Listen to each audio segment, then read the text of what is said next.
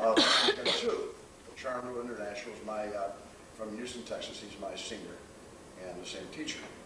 But he's going, I'm going to read you just a little bit here about the head of our fundamental operation. This is several key grandmasters. This is, unfortunately, the outbreak of the Korean War in 1950 abbreviated the first generation's tenure of teaching martial arts in Korea. Several grandmasters disappeared, were kidnapped, or whoever. He says, but I studied, who I am directly studied under, and to whom Charm-Ru owes the greatest debt, Grandmaster Byung-In Yoon. Grandmaster Yoon was the only Korean Kwan master to have studied Chuan Fa under a Chinese grandmaster, at a time when it was all but impossible for a Korean national to study martial arts in China. Grandmaster Yoon was born in Korea in either 1919 or 1920. Now, he's my teacher's teacher, is what we're talking about. So this is, you can say, it was your teacher's teacher's teacher. This is your direct line. However, with the Japanese invasion of Korea, Byung-In Yoon moved with his family to China, where he studied, lived and studied Chuan Fa for approximately 8 years. In the 1930s, Grandmaster Yoon moved to Tokyo to study at Nihon University. In Tokyo, Grandmaster Yoon continued his martial arts training under the legendary Grandmaster Kanto Toyama, who accepted and promoted Byung-In Yoon to 4th Dan Black Belt in 1937. After the Korean liberation from the Japanese in 1945, Grandmaster Byung-In Yoon returned to Korea, where he began teaching Kwanba Kong Sudo, the Korean translation for Chuan Fa in Japanese Kempo, at the Yeonmukang School in Seoul. Now, it says, it goes on and says, well, I might as well read it to you when I'm that hurry. Grandmaster Yoon was invited to teach at Chuan Fa at the Seoul Central Science Area, where he taught until the outbreak of the Korean War in 1950. Grandmaster Yoon, like several other high-ranking martial arts instructors, disappeared about this time and has not been heard of since. What became of Grandmaster Yoon is unknown to this day. Actually, he's in North Korea. He's really unknown. I am the third generation of post-occupation Korean grandmasters. 3 of my early martial arts instructors, Nam Suk Lee, Chun-Li Park, John Pin Hong, formerly studied directly under Grandmaster Yoon at Seoul YMCA in Seoul. Now, this Grandmaster Yoon is really remarkable. I have a big picture of this one here for your dojo. But here's a picture of your great instructor, Grandmaster Yoon. And from him comes about all the Taekwondo in the United States. Chung Kwan is directly from him. Kim Kyung-Soo from Houston is from him. Kim Soo. Kong Ri from Memphis, the head of the United States Taekwondo Association. Chung Hua Chung from Michigan. Also the General Secretary of the WTF. These are all from him. Now, exactly who is he? He came with Kanto Toyama, and he is registered in the book Toyama wrote in 1953 as a Shihan of the Shudokan. And when he came there, he started teaching from the Shudokan in Japan. Now, I don't know whether you're aware of who Kanto Toyama was, but Kanto Toyama, along with Miyagi and along with Funakoshi, was the most important man in Japan in martial arts. Actually, he was more important than anybody. He was the honorary governor of Okinawa. And he believed in Chinese martial arts in the karate, and he believed in one style of karate. So actually, it wasn't nationalistic, and Funakoshi really didn't travel that way. But he was a direct student of 3 major instructors, actually 4. His direct line, Hanro Gashion, or Higyona, who founded the Goju.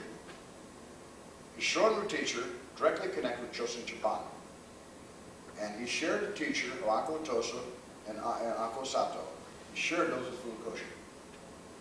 Now, from this family came Miyagi, essentially the founder of the Goju. And Miyagi, one time in China, when he would give a demonstration, as in our style book, combines the values of Northern Chinese with Southern Chinese Chuan Fa. They asked him what style he was doing. He said, Chuan Fa. They said, what kind of Chuan Fa? He said, well, the soft Chuan Fa and the hard Chuan, Shaolin, Shenhua, Chuan Fa. And so they said, oh, hard soft. Then they called it the Goju, which the Goju refers to the 2 styles of Chuan Fa. Now, from this also came a Mr. So, who was senior to Yamaguchi and better. And it also comes from a guy from the same family of In Byung-Yoon and Toyama, another fellow from the same family named Youngie Che, who you've heard of. And his name is Masatatsu Oyama. From this Miyagi, with exactly as a gymnasium brother, if you will, Toyama. From this comes Mr. So, who's the 9th Dan JKF today. He's the highest rank. He's now the head of the Kyoshinkai, the head of Toyama's organization. Our direct cousin in the same group was Masafumi Suzuki, the man that promoted Robert Trias as 8th, 9th, 10th Dan. And the one who was over the top of Teruo Shinen and Mario Higione and Nakasato. He's over the top of this whole entire group. Those are your uncles, and those are your cousins. The head of the Kyoshinkai, Masatatsu Yoma, is like a cousin of mine, like a first cousin in style. So this Toyama at the Shudokan came this way and was split here to Goju, and split here, you see, split over here into the Ingenmun style. So these two are like really first cousins. And from this Goju style, the connection with the Goju style and the connection with Yun and the Chinese Chuanfa coming in there is where Bob Trias got his roots. And that's the reason when I went to Japan, it was clarified that everybody followed George Anderson. When Grandmaster Suzuki died, I was titular head of the Seibukan, Nippon Seibukan. Dai Nippon Seibukan was a Koran. There's the titular head of that. I'm 10th degree with that group. And so this is the great group. So Grandmaster Trias wanted to belong to these groups very badly, but the head of these groups really was going to me. That's one reason that I had a terrific relationship with Grandmaster Trias. You see, because he was really Okinawan Goju rule through the Shorin. Now, your style, then, you can say directly, your cousin, or actually, I guess your cousin, but I guess your uncle, who's Masatatsu Yama. His teacher is like your uncle also. The Shotokan is like a first or second cousin. And of course, you know, I studied Shotokan too. My teacher, Dr. No, was a direct student of Philip Koshin. I had my 3rd and 4th degree for him, and his only teacher was Philip Koshin. So we have a direct line. So when you talk about the Kwame Khan, you're not talking about some Koryo style. You're talking about the root style that Grandmaster Trias really wanted to identify with. You're talking about the deep Okinawan Shorin, the deep Okinawan Goju, and you're talking about the real Chuanfa, the real stuff. Now, what does Quan mean? Quan Mu. Quan Mu is the name of the great general Quan Mi, the greatest general ever in China. He lived at 235, approximately. And he actually defeated what they called a Yellow Turban Gang, and he killed 27 generals in individual combat using only one man in 10,000 years. Greatest warrior ever produced. And so great that today he's still the god of war in China, the god of rectitude and the god of justice. And all these little places around in China, they have to go to the Temple of Guandi used to go there for adjudications like the courthouses. Also the East Gate and the South Gate of Korea, of Seoul, they're called the Kwanghong Gates. And his name in Korea was called Kwang Kong. That's where we got the King Kong from, actually. That's where they actually took the name from.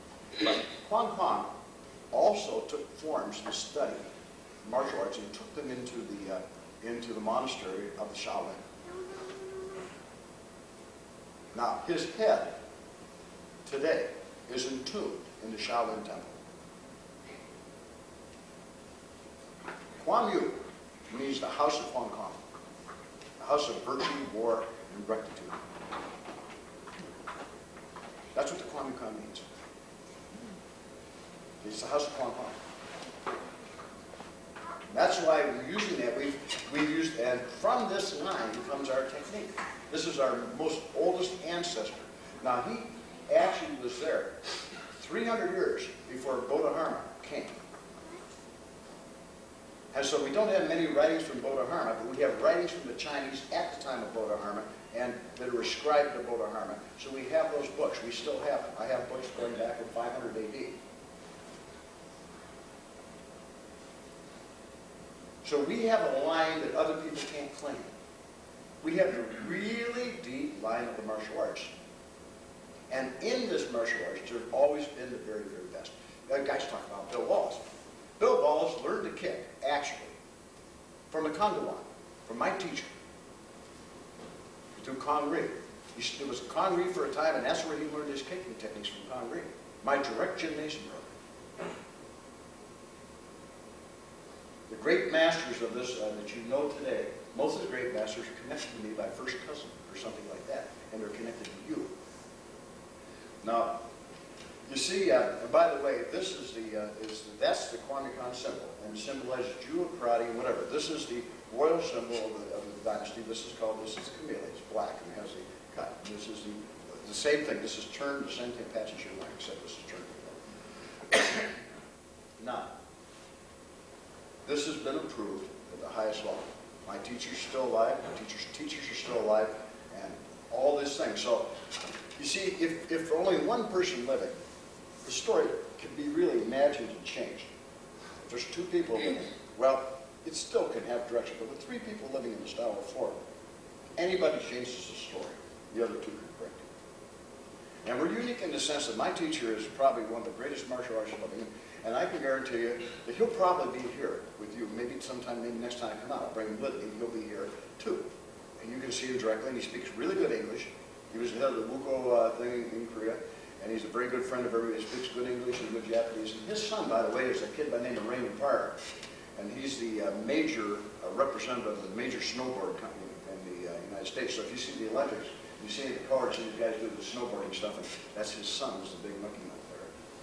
And so he also has a doctorate from Columbia University that that's what he does for, I don't know whether he shaves his hair off and has a spike up here all painted orange or something like that, but he really doesn't. So, there are fundamental things moving through the martial arts. It's really basic level. One thing, if you see a real senior martial artist in our style, and the guy's hobbling around, or can't move, or something, you think something's really horrendously wrong. Because this thing, above all, is salubrious. Above all, you can move. You should be really, really fast, ferocious in self-defense. Your body should be strong, and no matter what, broken back, broken feet, broken knees, I don't care. You still should be able to move. And you should have a tremendous learning mind. And when a guy walks up to a really bad mood, instead of thinking, boy, how do I hit this guy, you're going to think, what's wrong with him? How can I handle it? What can I do? If a big dog walked up in front of you, you wouldn't, snarling at you, you wouldn't think of punching the dog. You'd think, well, what can I do for this dog? What's wrong with him? How can I handle it? But the human mind, we won't think of punching people, see? We don't think of how to handle this guy. Maybe good fighters do when they're fighting, think about this thing. They try to analyze it and figure where he's coming from. But our style is extraordinarily prestigious. It overwhelms everything. Everybody would like to be in our style. Henry Cho, Jun Rhee, all these people trained as white belts with my teacher. And the head of the Goju-Ryu, the big head of the Goju-Ryu in Japan, sent a message to me by my teacher who wants to see me before he dies. He wanted to talk to me before he died. And that's why when Grandmaster Treehouse died, that immediately Grandmaster Suzuki recognized me as the head of the organization. And then when he died, I was again recognized as the head of it. And Fumio Denner and all these Yamazaki and all these guys were forced on the floor to bow to me. And they didn't like it at all, but they were forced to. Now my goal to you is to pass on, without restriction, what I know. And I have in the past restricted a lot of things because you didn't have the ability to learn it. There's a lot of things you people, you have a lot of children here, but I'll speak anyway. See, it's like you see the goal of a lot of the major philosophies is to develop a stunning personality. And if you develop a stunning personality, your character will sort of follow like that. You remember the story of the man with the golden mask? There's such a nasty personality that finally he decided they put a golden mask on him. He always had a smile. And then he walked around with that golden mask and he looked so handsome and so good. Everybody smiled and treated him really well. And then after many, many years, when he got tired of it, he took off the golden mask and he was smiling. He was handsome, and everybody did smile. See, the personality is the important point. But we see Bill Clinton, and everybody's telling him to control his emotions, control his body. You know, I see a lot of people that can't control their bodies, telling somebody to control their emotions. And how can you do that one? Don't the emotions come from your body? If you can't control your body, how can you control your emotions? And this control of the body is a real complex thing. I mean, who here hasn't been bored with themselves? Can you imagine being bored with yourself? Guys sitting out, what can I do? There's nothing to do. Can you imagine being bored with yourself? Can you imagine that? And then how many bad people have felt really bad? And if you feel bad, it's your mind that makes you feel bad. So what your mind does, the mind can undo. You should be able to make yourself feel good. Anytime you want to, right? But you can do that. So if you lack that ability to control that part of your physiological psychology, then don't look at other people to do things. So in our dealing with the martial arts, we have to understand we're speaking as a unit. We're speaking of a completely unitized body. And we're speaking of a certain kind of body language that we try to address ourselves with. And what is becoming the problem in the past, if I could go again to last year, it's like we have a horse and we have a rider. And the rider can't talk to the horse, and the horse can't talk to the rider. Neither can talk to each other. What language do you use? So, everything's erratic. Nothing really works well. But you see, of course, you can talk to your body completely. Your body talks to you completely without restriction, right? But you know that's not so. Because when you punch your hands over here sometimes, you really didn't want to move, you see, that kind of thing. This is a real big problem for us in the martial arts. I'm sort of rambling around here this morning because there's certain things that we do that everybody does, all the masters do, when they start martial arts. And always have. And Mr. Park, Mr. Hong, Mr. Silva, all the masters, Mr. Suzuki, everybody does the same thing. When I start out. But you don't. Now, why is that? Is it because you're not taught? Is it because that the foolish things are wasted on a higher rank? The higher ranks are always foolish. The higher ranks don't really know what needs to be done. The higher ranks just playing around. Why do you think that the real karate isn't taught to the people? Do you have any idea? Well, how would you go to find it? Seek someone out to teach you. And then he's going to teach you, right? After how many years do you think he would trust you with the teachings? What does it mean to trust somebody with the teachings? It means that when I teach you something, you're supposed to pass it on exactly as you were taught. Not to change something because something is better. It has to be taught exactly. Precisely. That's what it means to trust. It doesn't mean that you're not going to teach it again. When I teach him something, he passes it on precisely and exactly. We were up this gathering there, and he was doing this. He started doing the shift outs, you know, back and forth push outs and stuff. And these guys just about died. All these Kaiser Kempo guys are horrendous, man alive. They just couldn't move. They couldn't wiggle. They couldn't do anything. They're all complaining about their butts being sore and everything like that. But you know all about that, don't you? Right. Now, you know that when the older guys, you know, their butts aren't sore. That is the point. Now, one thing that you do is a mistake, generally, all the karate people, because they stop their punch. This is the classic error. Because the muscles propel this thing forward. And to create a stop, you have to lock the muscles. Now, this muscle starts, stops, goes on. And in that process, it's so quick that there's no room to receive any of the muscle. So you start this lock before the technique goes in place. So to have a controlled technique, the locking mechanism has to start before the technique goes in place. Generally, it doesn't matter at the beginning level because it's not vertical. But as you become more and more advanced, this does matter. And it becomes a mechanism for slowing down is put in place before the mechanism is going. Consequently, you're a tremendous shock to your joints, and you become slow. Furthermore, the tightening of the intercostal rib muscles, the muscles that allow you to move this way, lock. And that slows down to body action. So to compensate for that, after the punch is already there, move your hips in. as if that would do something. I'll tell you what it does, it keeps you from falling on your face and maintains your balance. But as far as really delivering extra power, it does not. If somebody is pushing a car for power, they never bring up their back foot to gain power. What they attempt to do is using both legs as driving legs instead of one. So when they really want to push a car, you scamper, put both feet in, and they back like this, like you push it backwards. Nobody pushes a car like this. Nobody. So the myth that that's going to give you more power here, that's absolutely a myth.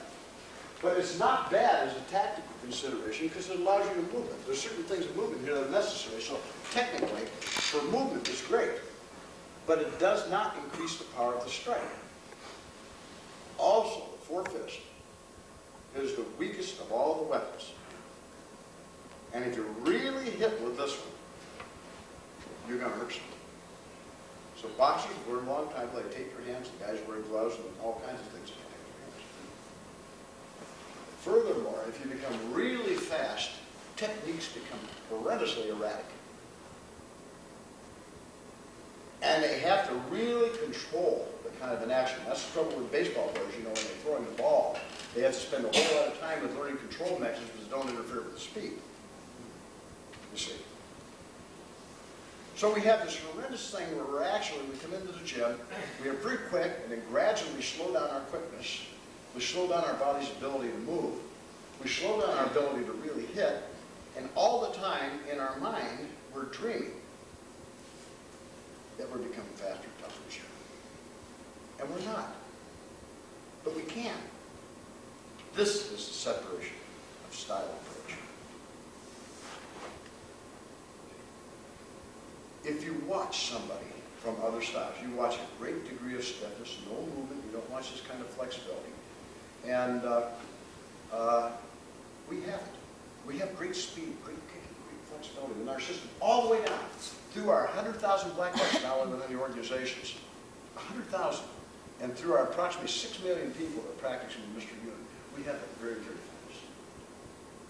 And the guy said, well, give me one. He said, well, Bill Waltz, he's a product of that kicking.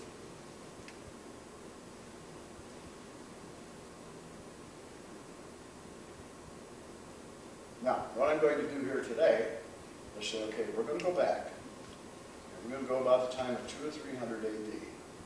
And you've already done push-ups, you've already done palm moves, you've already done this, so we're going back to the really old martial arts. And we're going to bring it through the period of time we have now. I'll bring it up to the modern context. We're going to practice really a huge, humongous Chun Kwan form called Kwan Kwan. And I want you to learn the Kwan Kwan. And the Kwan Kwan is approximately for you guys about 300 moves, give or take. It takes about 3.5, 4 minutes to do. And actually, it is the only form that you ever need to do in your lifetime. The only form. Competition form, I don't know. It isn't like these little forms the guy got done with this beautiful action. And the guy said, oh my God, look at this power. It does not provide a display of power for other people. It doesn't demonstrate your technique for other people. What it does is work with you. It has great, enormous internal benefits. Fantastic benefits to you. Then if you want to take those benefits and go ahead and do another competition for somebody to demonstrate your power and speed, okay. But practicing that form that demonstrates your power and speed will make sure that you do not have power and speed. If you practice that form, you will indeed lose whatever you have. And then we will do the relationship techniques that are done prior to these and the fundamental exercises that are done prior to these, the old ones. Now, not with somebody made up. The stuff that really went into Shaolin at about 300-400 and became really prevalent there and combined with Paul Harmon's hard yoga, Damo's hard yoga, and advanced from that. The first Chun Kwan went to Shaolin at 285 and has been practiced by everybody since then. Every emperor's son. Now we assume that's in somewhat the same degree that we got it, but we're not really sure. But we can say that 4 or 5 people were alive at every one time and make sure it passes as closely as possible. We do know that things aren't the same as they were. And we know that we have to make allowances for big toes and stuff like that. and for bad hips and bad backs and bad ankles and bad minds and all those other things, right? Now, I just explained to you who's the head of our style. The Korean fellow, what's his name? You remember? Yun. Yeah. Okay. And who was he a teacher, a student of? Kanten Toyama. And who was Kanten Toyama? Who was his teacher? Okay, see, we're still there. So when somebody says that we have this grandmaster thing or this kind of thing, you say, we have a direct line anyway. It's in this thing here for you. And this is the, by the way, this thing is a camellia. And this is in here, this notes in the style of the Kwame-Kan, and the topics for study, and the structure of our Yukon Fumi table. We'll get back in again, because I do want to go over that, and the fundamental style overviews. And this is the thing in Hong Kong form.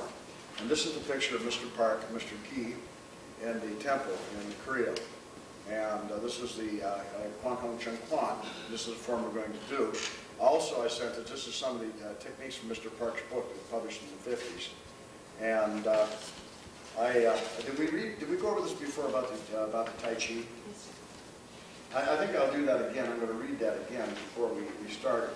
And then I do have here a short discourse from Kim Kyung-soo, my teacher, student, about this Kwampo and about the.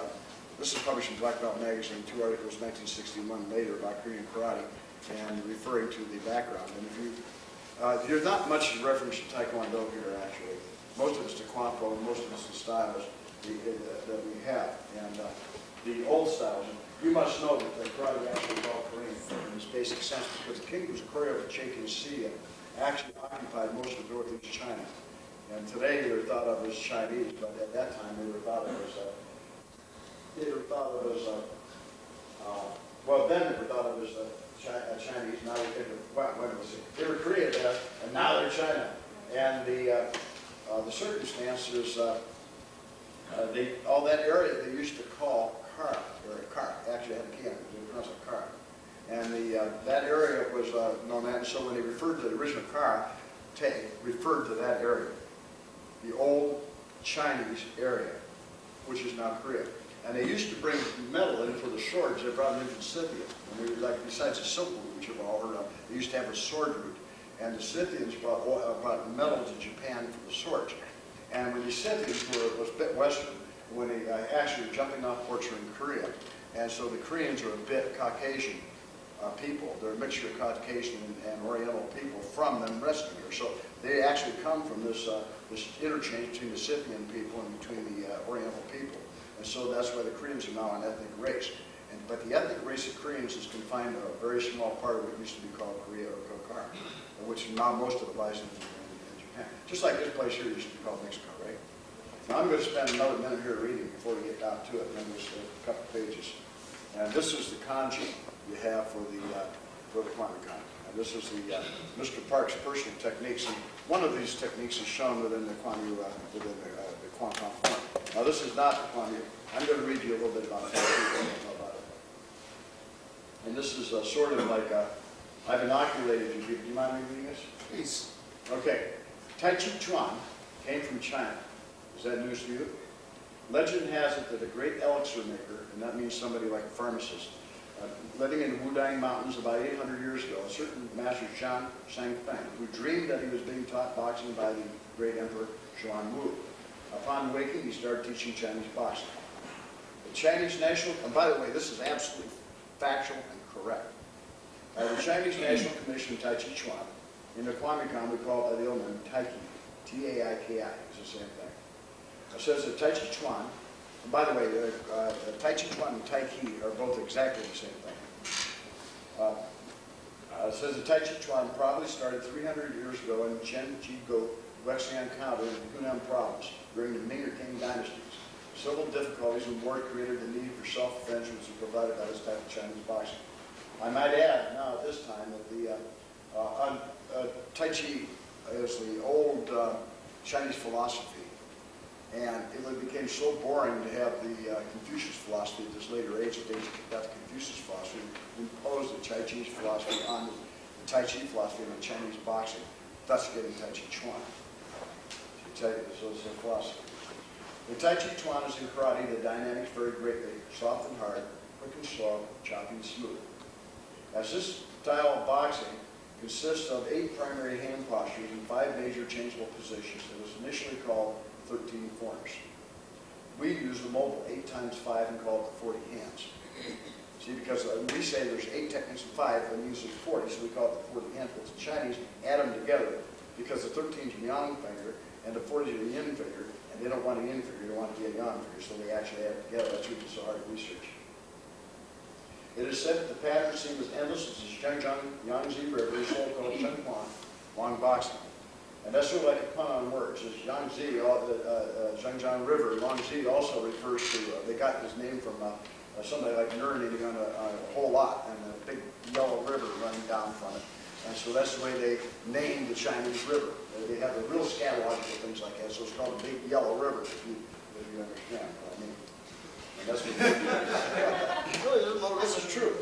It says in the 18th century, a master of Chinese martial arts, Wang Zhongyi, reformed his boxing and connected it to the Chinese philosophy of yin and the yang. He is the man who gave this boxing form the name of Tai Chi Chuan. Now, where's your team? Okay. In recent years, Tai Chi Chuan has undergone significant changes. In recent years, becoming relaxed, smooth and flowing, and the vigorous foot movement stomping of earlier time diminished. Now, we still do foot stomping, see, but they don't do that. The art had arrived at the point where it was not considered an exercise for health.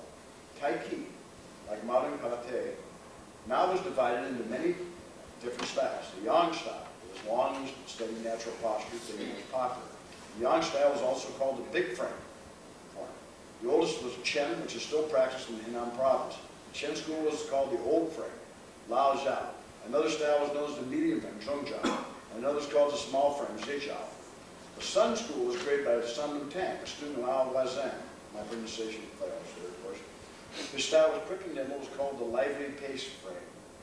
These 5 schools are the major forms of Tai Chi Chuan, and they show the principles of deep stances, natural extension of the body, smoothness of action, good body posture, quietness, the appearance of exertionless motion, balance and steadiness, continual movement, and a lack of rigidity.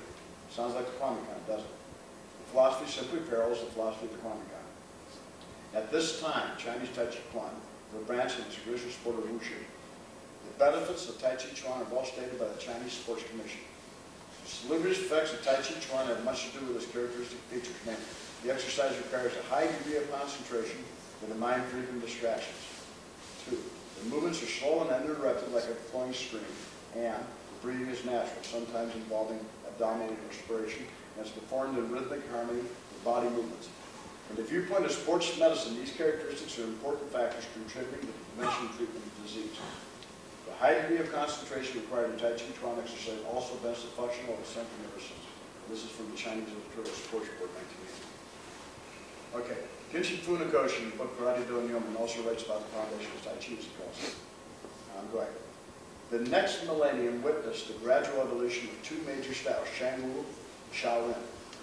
Through the Yuan dynasty, Ming and Qing dynasties, adherents of the 2 styles competed in polishing and perfecting them in the process of performing a number of branch schools. Needless to say, Shangwu and Shaolin have their particular strengths and weaknesses, as it's impossible to say which is superior. In China, these arts were practiced openly. By the end of the Qing dynasty, they became widely diffused among the general population. The Shangwu style, founded by Chang Shao-Fan, places primary emphasis on the power of Qi, Qi in Cantonese. Tai Chi, Xingyi, Bakwa are good examples of the schools exhibiting characteristics of the style. In appearance, their movements have in them explosive power, which effectively apply cohesively to knock a man down. The Shaolin style looks upon Tamo Lao Tzu as his founder. In this style, which stresses the practical application of hand and foot techniques for blocking and attacking, are seen hard and soft and long short techniques. That is, both thrusting and short snapping techniques. Tamo was saved to have studied in China from far off India. After surviving a long arduous trek, crossing wide rivers, deep valleys, and high mountains on the way, he arrived at the court of the Liang Emperor to whom he preached the Buddhist law. It was during the Cheng Quan era, 1520 to 4, that Tamo was invited by the Emperor Songming on the northern way to teach at Shaolin Monastery in Hunan Province. And there he took the Cheng Quan form. It's been done ever since. Now, when the head of the Goju, Miyagi, gave a demonstration, and asked him what style he was doing, he said, "I'm doing Sheng Wu Shaolin, the heart of the sun." Because Chong Fa, Sheng Wu, Shang Wu Shaolin.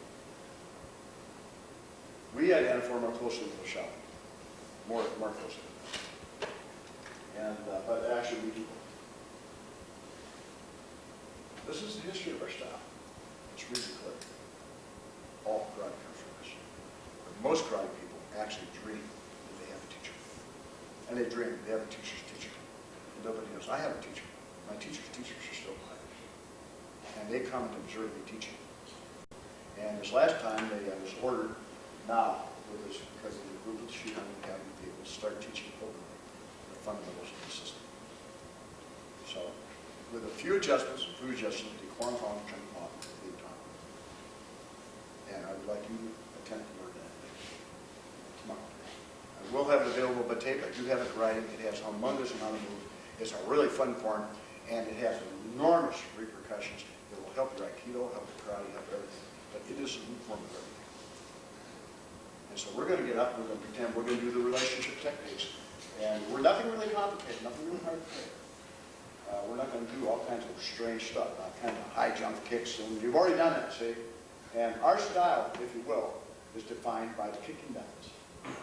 It's defined by the form of Kwang Hong form and Cheng Quan forms.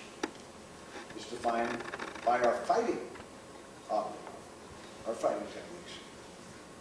And it's defined by the person of the person doing it. People should all look healthy, and they should all be doing well, old or young. All. If the guy's crippled or stiff and motions or can't fight him or can't move because of his karate, that's not our style. Never was, never will be. So, everything else you can do. You can do anything you want to. I mean, it's not really complicated. The Cheng Quan forms, how to kick. And one more characteristic, we twist our waist. Our waist twist, period. We can twist our waist. Those are characteristics of the style. Now, this style dominates the martial arts of the world today. It dominates everything. One second cousin of the style, down the road, second cousin is a man named Nishiyama. So our cousins and our people, we're the most prestigious group period. And you can't come into any other major style that's not a cousin. You go to Kiona, the Goju guy. He's like a real close cousin. You go to Yamaguchi, you're very, very close to that family. These are our cousins. Not the guys doing Goju-Ryu down the street, not this guy doing Shorin-Ryu over here, not this guy back here, but they're teacher's teacher's teacher. Because by the time it gets down to them, you know, it's half of a half of a half, you know? But if I teach him, I teach David Ames, I teach Pat Hickey and Mike Dumfries, and then we have Mr. Chody Park, and we have Con Rees, and we have Namsuk Lees, and all the really people around. And there's so many people knowing the techniques, and they get together and they share, then how can we do wrong for long? All get together and share knowledge and straighten out bad things.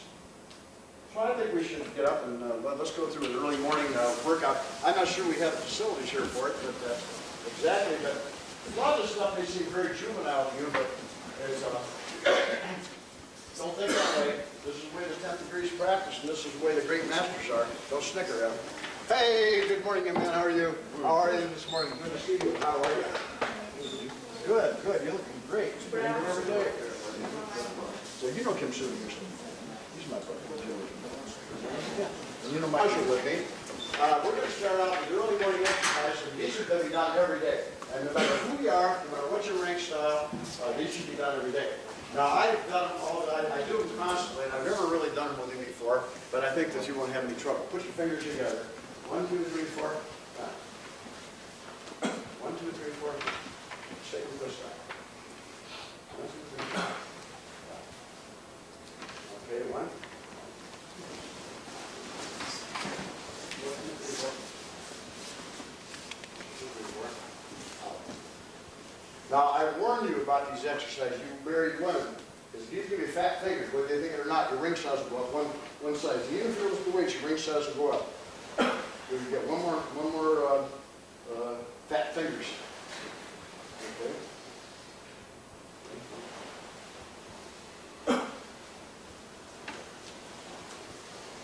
Okay, now, put your feet this way. And you go once. 2, 3, 4. And back 5. Watch your hands. 6,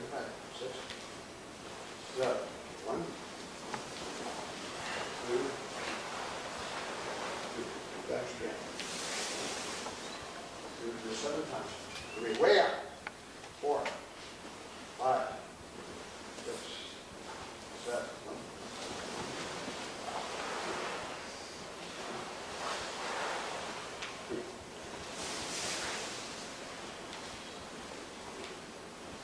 All the way up. 5, 6, 7.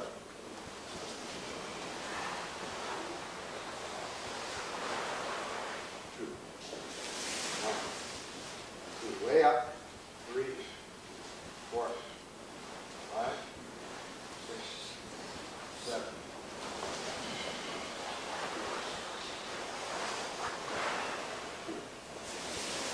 Isn't this complicated? 3, 4, 5, 6, 7. 1, 2. 2. Okay, again. 1, 7 times. 3, 4, 5, 6, 7. 1,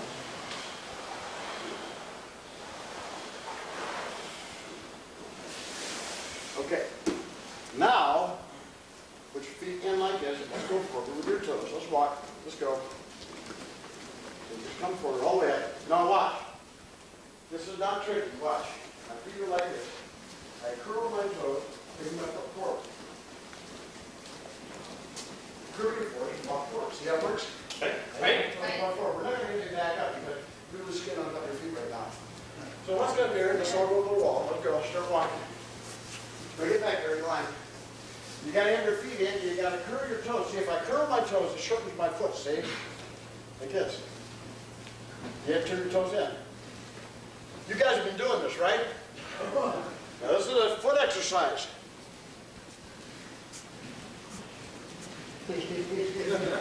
What?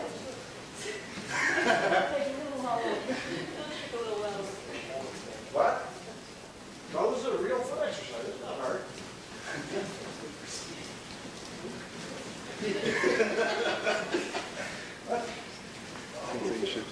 Well, these are real old karate exercises, believe me.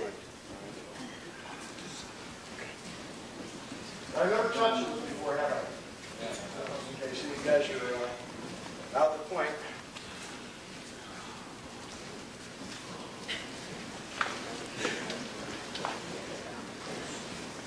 See, strength in the mind, courage in the heart. Wisdom in the mind, courage in the heart, strength in the body. That's what this says.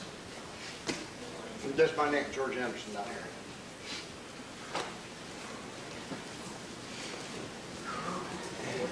What? What? You got to curl your toes. Curl down this one, see? Okay, you got that? Okay, now, take your toes like this and rub them on the floor. This is a solution for, say, broken toe. Make sure you turn your foot in with this. You don't do it this way. Turn them, just rub your toes on either side. And if your toes are in good shape, after a while, you can make a foot fist and you should be able to jump up the air and land on your feet, on your toes. But for the guys that have broken their toes, so turn your foot in like this, see? Like this way. Yeah, that's right, like that was better, right? Yes. Okay. Now, I don't know how we're going to do this, but I guess we can just make partners and we'll do it that way, okay? Just get partners. And now use, just give me a chair here, John, any kind of chair. Now watch, sort of gather around. These are morning exercises, and they're used to set the body and mind. And don't try to, don't think of these as exercises for, if anything, extensive. These are done every morning, and they set the body's operation for the day. It's like taking a shot of coffee to get yourself going. So just take a hold of something like this, and then swing your foot back like this, maybe, not high, I'm not actually stretching, I'm just moving my foot. And you do like this maybe, 6 or 7 times with each foot. And then swing through with your leg bent just like this, 6 or 7 times. You do this every morning as long as you're alive. This way. It doesn't matter. Okay? This way, like this. And of course, I'm working my intercostal muscles now, you see? Just like that. Now, what you're going to do, you actually can just use each other. Use this way. Put your hand on the shoulder and do it like this. And maybe break out in group of 3. Like put your hand on the shoulder here. See? Now, you don't have to keep your leg bent. These are just moving a little bit. Flex the hip. Go ahead.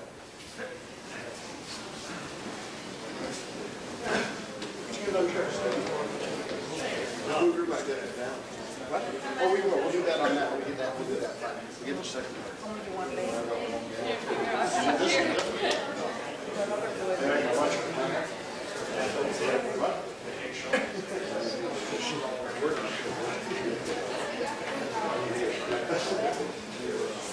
But it's true.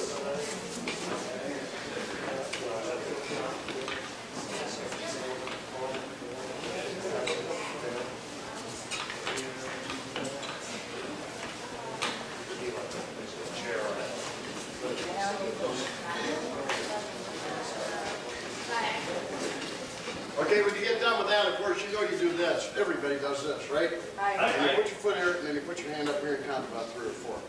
Okay? So you just do this. Trap this. Put your hand up and count about 3 or 4. But make sure that you have your hand on something when you grab hold of your foot. Make sure you grab it so you get yourself balanced really well. And of course, this is also protection of the foot. You put your foot down. Now, the next exercise, come around. It's really simple. We'll do this every time we practice. And you just simply, and you can come with me. Candy, come on over here. You're real loose with your legs. You don't have any trouble with this stuff at all. So let's just do it the real simple. Just put your hand here and stretch out like this. Now, not to put your foot down. Now, all you're going to do is just straighten the front leg. Okay, nothing else. Just straighten the front leg. They're all done. Just like this, bend over. And all you need to do is straighten your front. It's not a stretch. This is the pelvis of pelvic rock. Put your hands down In the here. box. Take a little deeper, straighten your front leg. You can feel what it stretches, see? Like this. And most people use stairs on their house. They should come here and put their hands on this. And you put it in the mouth now. Put a big little understand. I'll straighten the front leg. And you can see the hips are rocking. The hips are even here. See, then they rock. They twist and they rock like this. This is the hip rocks. It's necessary so that you really can move your body, you can move the heart. These are heart exercises. If you do these, now they really influence your psoas muscle. And so you guys know, you ever eat a pork tenderloin? Okay, that's the psoas. That's the pig psoas, okay? That's the psoas muscle, tenderloin. So that has to be worked on. So anyway, with your partner, you can either use this or use the side of the mat or do that way. And you put your hands down and you straighten the front legs all I want to do. It's not a stretch. You'll find out what it does. Okay, go ahead. What? That's very nice, yes. Yeah, that really helps. Yeah, here's your different things. Your feet, your ankles, and your hips are this.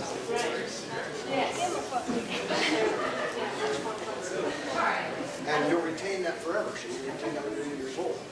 Because these are not, even with a bad back, they're serious back exercise.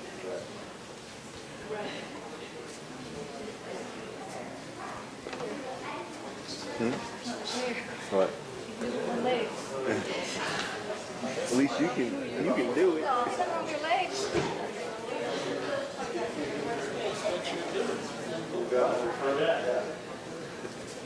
No, she paid for a capsule. That's what she told him. Well, actually, I did already. You feel that, Gene? See that, but that's not these aren't complicated exercises. These are the real ones. These are the really old ones. These are really real exercises. Now, if you can do these without a great deal of trouble, everybody all over the world will consider your flexibility as adequate for private practice. Now we do what we call the relationship. We get back up. The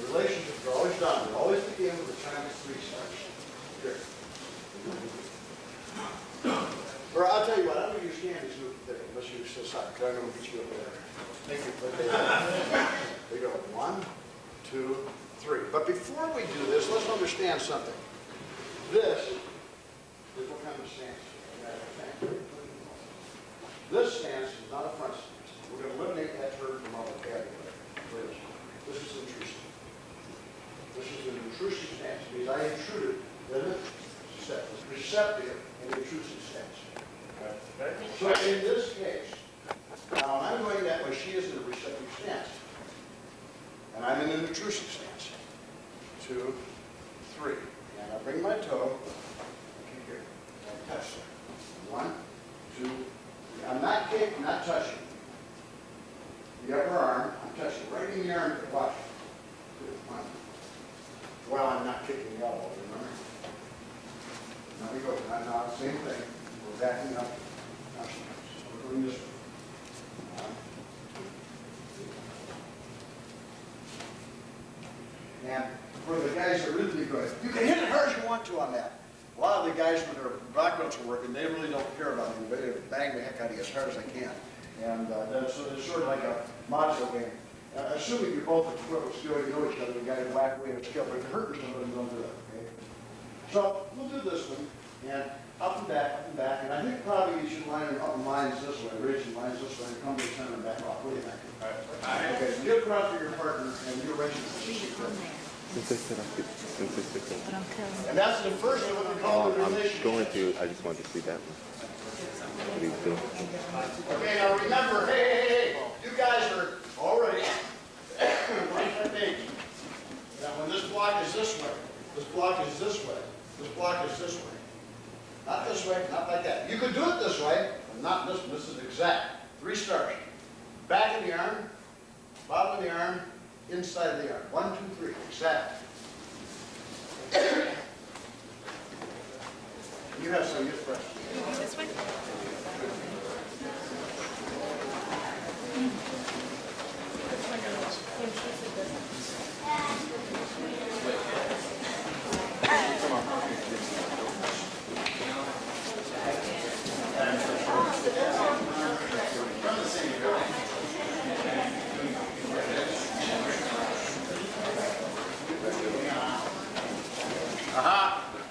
Okay, now look, watch. This is a very good little girl, Norma Kaiser, a very good friend of mine, and she does very good, but let's castigate her for lack of body control. Get over here. This is a lack of body control now. Not lack of technique. Let's see if you guys go ahead and watch. Hey! Stop! What's this? Why isn't it this way? Well, that was flat for all her people. Do it always this way. Because during this exercise, you're practicing twisting your arm. Don't think I'm blocking. I'm practicing twisting my arm this way. I'm practicing an arm twist.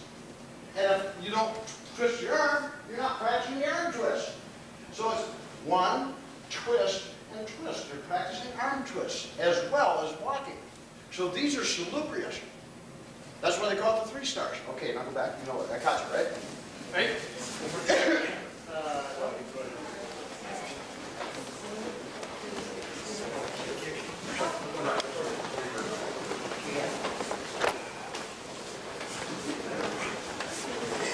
Okay, you've seen that one now. Is that correct? Now let's go to the next one. Now, we all learned a long time ago to get up to the floor, you go down on your knees, right? Well, let's do that exercise for a minute. Okay, everybody squat down on their toes.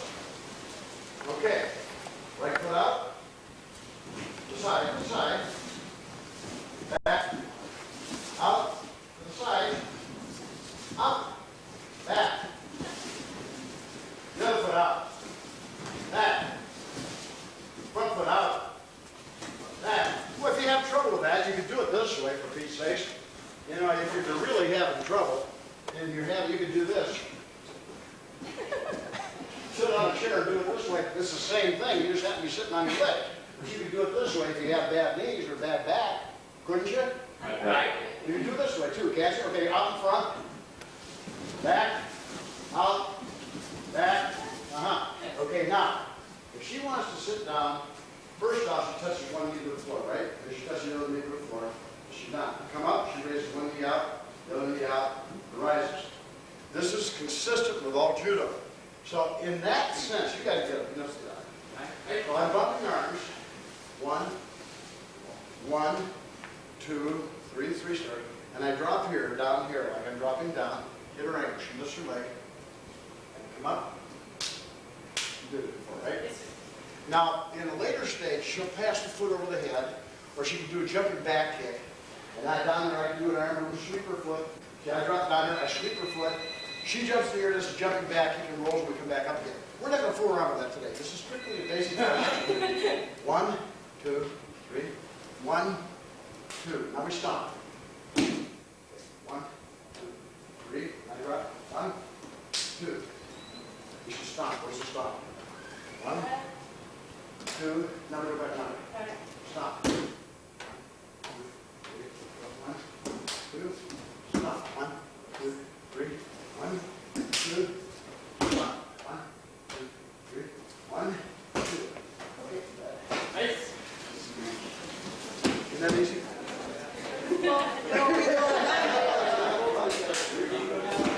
Thomas and Betty. John, Is Tiny here too? see the... Yeah, we can do it.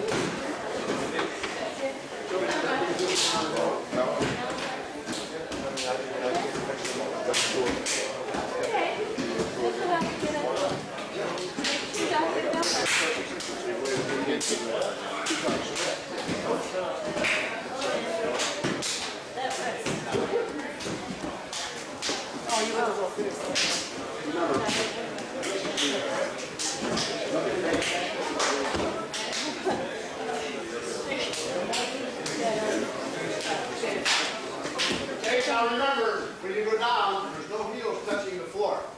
You can't touch your heels touching the floor because you pull different muscles. So this has to be on your toes when you go down. Toes, toes, toes. That's right.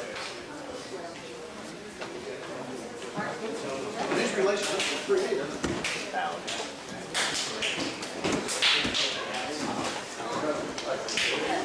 How's that?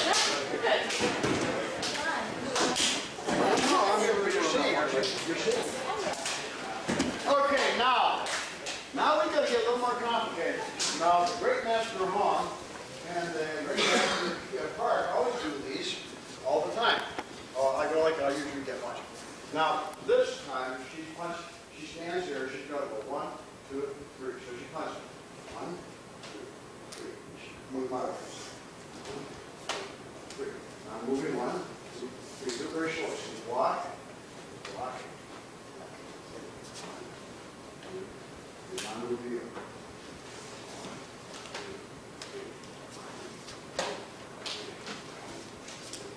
3. You come back. 1. Can you do it that way? Let me do it that way.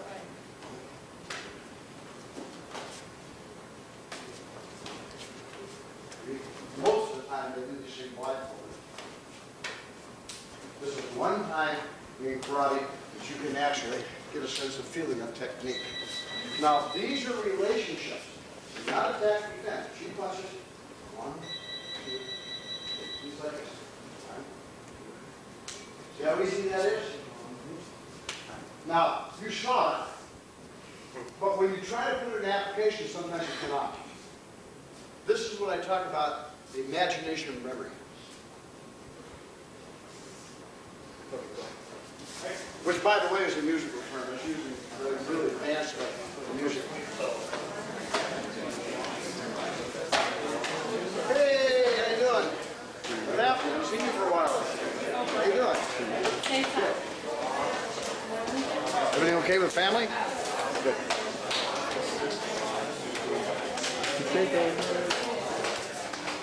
That's my belt. I'll argue that. Tim gave you my belt.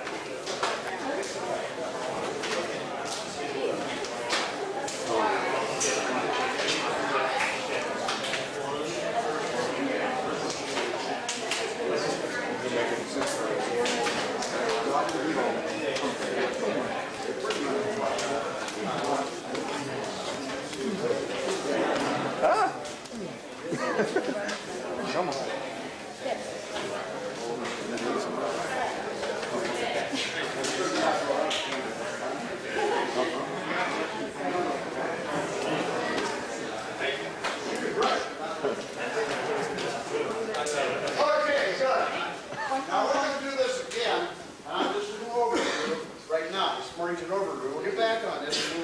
make sure you learn it. The next one of these things becomes more complex. Now from here, she stands in the reserve punch. She punches to me. And no, just punch, stand and punch. And I block like this. She front kicks high, I pull it, and I back fist, she blocks. She punches. 1, 2, 1, 2, 3. I don't have to hit the leg at all. It isn't important. I'm just making the action. 1, 2, 3. And when I move to her, now I punch. She blocks. She punch. Block her up, block. 1, 2, 3. 1,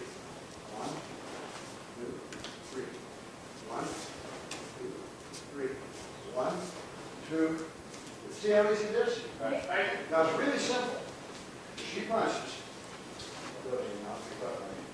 I block here. And my intention is now to kick. You see, but she kicks, so I move back here. And she punches. Now I throw my punch to this place here. She twists and tests it. And she kicks. No, she's hit there. Oh yeah, we did. She backs up. And say, and I kick. 1, she catches. 1, 2, and I punch here. See the action? So if I'm standing here, she punches here. I've been doing this, she punches. This is the way the action comes. See, yeah, I'm moving here. While she punches, 1, 2, boom, and the kick is in the head. This is really fast.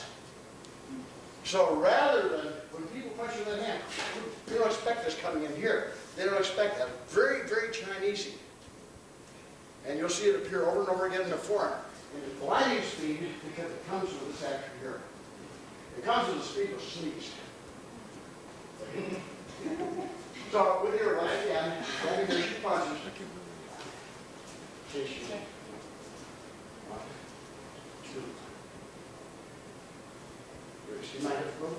1, 2, 3. 1, 2. Smooth. Have fun. He's got champion down. Things go okay with them? Exactly. See, there's nothing secret here, but what there is. No hugging on camera.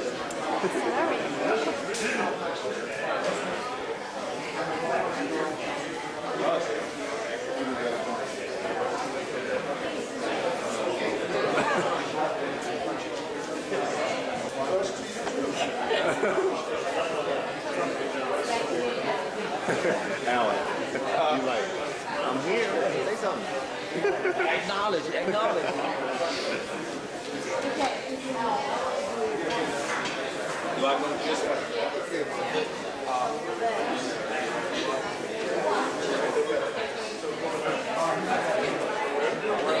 This way? Okay, good. Now you've seen this technique, now to the next one. The next one is the last of the, well, it's not last of the second. I'm standing here, and right there, she blocks. Punch. Get from here, punch, goes around. 2. Go here, punch. 2. 1. Stop.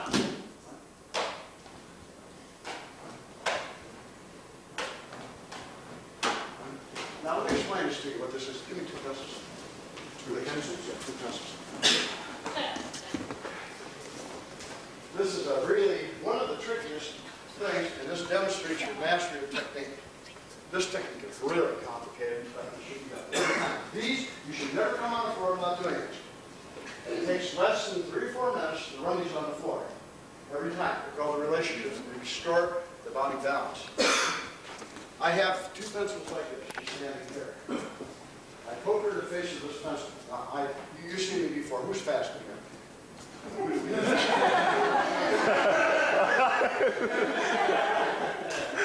done this game before. Push it. No, I'm Dr. Nelson. Where's my water bottle? Bring me a water bottle. We realize this way. And this is a coffee cup, and this is a martini. And in the martini, we have all of it. You know I'm going to hit you, right? You're fast. I understand you real quick, right? So when I move, you can block. Now when I move, you can block. My hands are on my cup.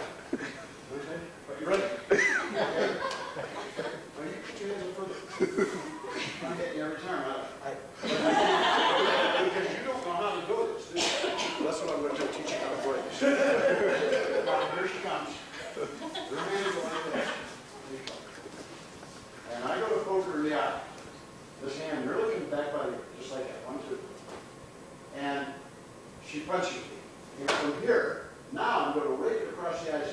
she blocks it, right? And she kicks it around in a circle. One, and she punches. And I poke right over the end. So I come right over the top again. After punching me, I go to poke. I poke and I poke fat. And then she punches. I don't break the eyes. She catches it around. 1, 2. You see, that's the only way she can defend herself. So if she's standing and she pokes me in the eye, that's the only way I can defend her. You see. So this is the truth of the matter. Let's do eye close.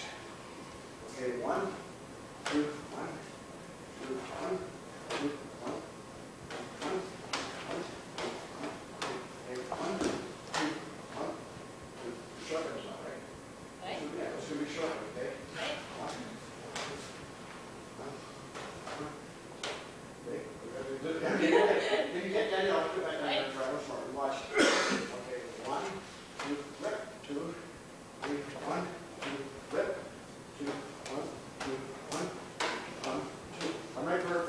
So she perfects that. That means that she can stand here and take off that kind of technique. Whether it be a club, whether it be anything else. This is one. So if I'm standing, she's standing with her hands up here, and I'm going to poke her in the eye, I can't do it because both sets come right to the ear. I can't beat that. I'm going to put this right to the face. And this is right to your face now, okay? Fast. Now she can turn to the other side. I'm Dr. Miller, hands are up. I'm going to hit you right to the eyes. Right. I can't do it. No, don't push out. Just one. Just does it. Pull. One. Right here. Right to your ear. One. Once it's passed, it's passed. Faster. Okay, see? So that is a reflex. That even though you're a black belt, obviously it's not there, particularly when somebody wants to hit you. That doesn't sound right. Reflex are supposed to be there where somebody wants to hit you, right? Okay, with your partner, practice the reflex.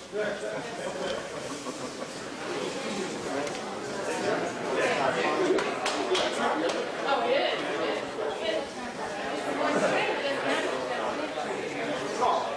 That's the only way you can do it. Whose side do you want to be on? You gonna reach or not reach? Reach. You like that, huh? That was fun. That was fun. Those are really tricky things. Guys really wail away. They go boom, boom, boom, up and down the floor, back, up and down, back and back. I saw you doing that at National.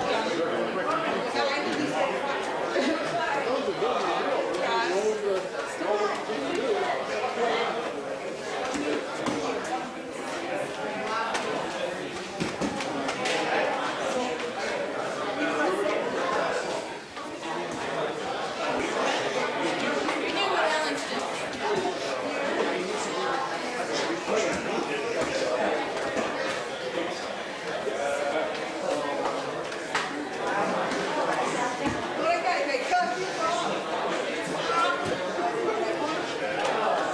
Back the other way. Okay, good. Now, as I said this morning, it's sort of like a bit of an overview. Okay, put that down. Now we've done the basic exercises and the relationships. These, if you're in drill training, should take you no more than, you shouldn't spend more than 10 minutes on these. You're probably done. Usually when you come into a finish, you're finished. Now we're going to do the quantum forces. Move us on. And just follow me. Right? And line up and we'll do the quantum. Stagger the floor so you can stagger. We're just going right to the collar. Take room.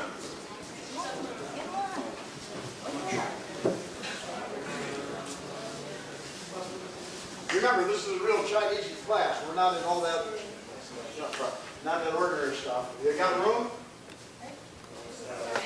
Okay. We clear our mind, set our attitude. We'll work this stuff in all detail. We look to the left. Block two, thrust. Turn the other way, block one, block two, thrust. Knees are bent, come up, flick the eyes. Front kick, and kick back two, and bring the hands down this way. Okay? Push down with the right hand, thrust out with the left. Kick, front kick. Push down with the left hand, right hand, thrust out with the left. Front kick. Bring your hands in front of you, pull them apart, and whap these on the collarbone. Now, we turn here, and we back this. I'm just going to keep traffic through the class here. That's all right. You guys, it doesn't matter, rank doesn't matter. And you back fist, and we front kick. And we turn here. From here, we block one. We step forward, and with a vertical punch in the hand over here, go down into a real deep thrust. Knee almost touching the floor. Knee almost touching the floor. Way down, right. Rocking back on that heel, on that foot, side kick the other way, front kick back that way, and repeat the action once you're down. All the way down. Way down. Now, same thing we did before. High, like a highlight in the action. Thrust. Okay. Highlight in action. Thrust. Front kick. Scrubbing action, 1, 2, 3, this way. 1, 2, 3, thrust. Turn. Okay, back over here.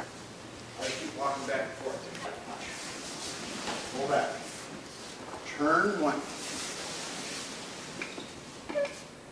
Step out thrust. High knuckle, punch to the eye. Turn this side out. The other side out. Step forward and do a high roundhouse kick or high front kick that direction. Turn. That's one. From here, hold down and front kick and come down 1. Turn 2. Come back 1, 2. Front kick. Step forward, punch. Good. Where's that? Right, now stay right there, don't move. Now, from that action, big sweep, 1, 2. With the hands continuing to press, coming up and hitting here. Kick the knee with the right leg across that and turn inside out. Front kick, roundhouse. Now watch.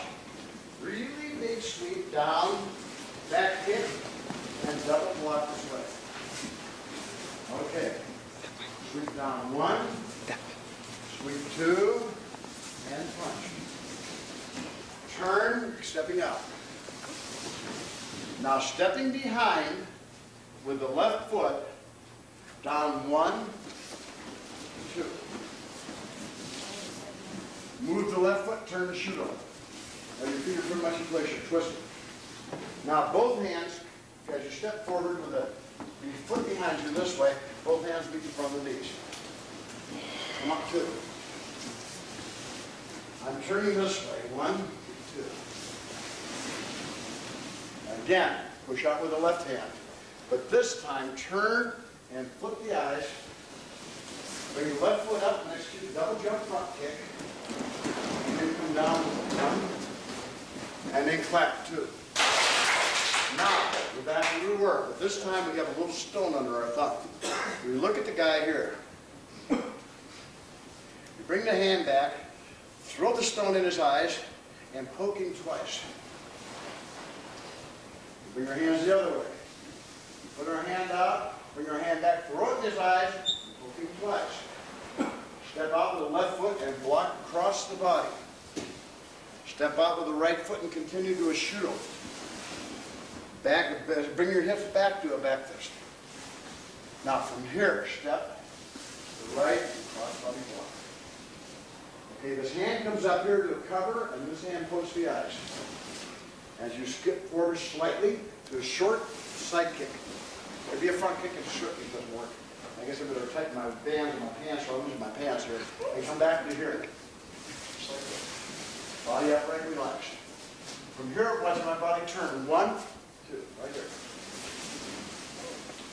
Now from here, I go back the other way again. 1, 2, go. Turn.